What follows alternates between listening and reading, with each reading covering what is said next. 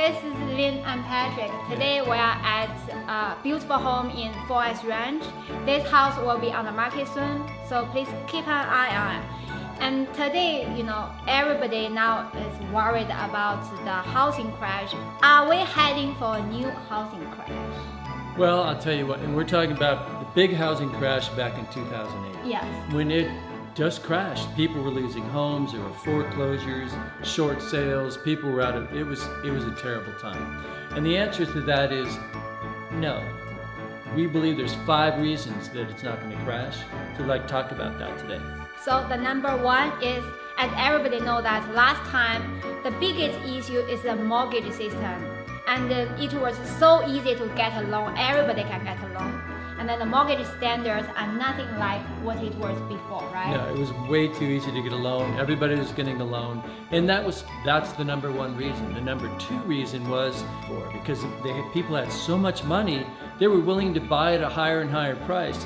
And the price of the homes just skyrocketed. They were around 14%, 13% rises.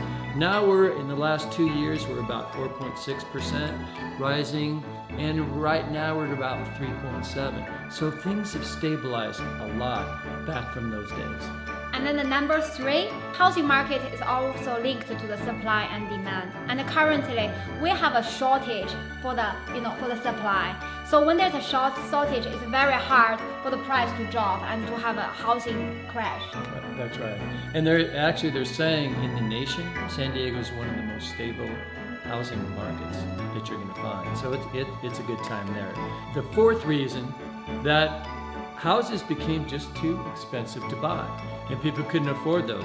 Wages were low, there was high interest rates, and that was part of the reason, was low wages and the interest rates were also high. But today, even though the price already recovered, is a similar price as what it was during that economic crisis, but still nowadays, people's wages are much higher than that time, and everything else is also more expensive than that time compared to only the housing price. So that's why we think currently it's still a very stable price in California, especially in San Diego. That's right. And the 5th reason why we don't believe it's going to crash is people were going crazy. They were able to get mortgages and borrow on their homes. They're using it like an ATM machine. They're pulling out money, buying big cars, and they went too far. And soon they had no equity. The equity in their homes almost dropped to 0. And that's why some of the times their loan amount was this much, the value of the home is here, they just let the homes go. They let it go to short sale, go to foreclosure. But what we're seeing today is that we have on average, about 50% equity. So 50% in the loan, but they have 50% of blood in the deal, of cash. And it's very, very stable. It's not like it was during the crash before. And also a lot of new developments, also they put a lot of regulations to protect the housing to go to another crash. Like for example, a lot of developers, they limited the amount of investors going into the deal. Like first year you cannot lease the property, or 2 years you cannot sell the property. All these regulations are to protect the housing market to go to another crash. That's right. So for many economic reasons, look at mortgage rates, the amount of wages we earn. And when you think about it, San Diego, we're in Southern California, basically a coastal desert. We have the ocean. Everybody wants to live here. We still need housing, so it's a low supply.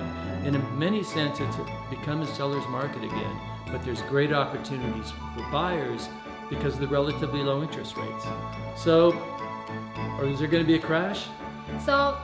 I don't think so. Yeah, we don't think. So thank you for following us, and we know now it's a very difficult time.